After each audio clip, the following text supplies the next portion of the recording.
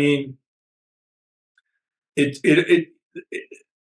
it's all about these time frames. So this is the daily chart. And what does the daily chart look like? I think it's vulnerable because you had a really nice yank right here. You really didn't create a lower low or get down here, but they're keying off of this. So basically, it's now a triangle heading into earnings. So if it's going to be the bears, they got to get below this. They got to go crack this. If it's going to be bulls, they got to get above this and go after a new all-time high. And the fact that they defended this area the way they did, to me, okay, in my world, puts the bulls in the hot seat. They can't leave it here.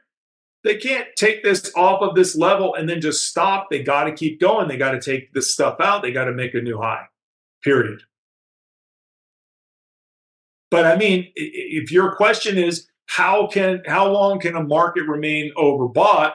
Well, this is a really good example of that right here, because there's not a rotation in here. This went, before the first 3% rotation, this went up 21%.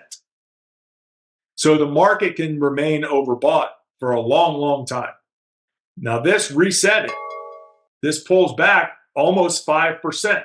So that is a reset of a rotation, which means that's done.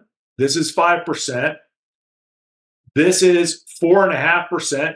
That checks a box. That is a bona fide rotation. So now for me, looking at it from that lens, you're a cautious bull up here, and the bears need to step up. The bears need to step up. They need to leave a definitive lower high and take this low out and go do some damage. And in my opinion, all the ingredients are there to do that for them. It's all there for them to do that. This thing could easily roll over. It kind of looks like, if you look at it right here, this is, again, a daily chart. It looks just like this does.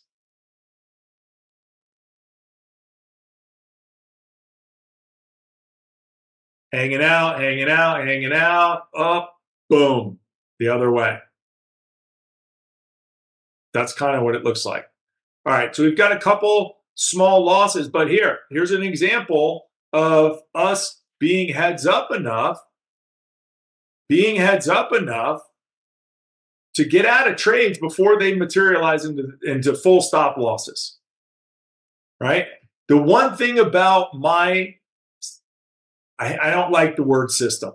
The one thing about my strategy is that it's active management. It's not a black box system.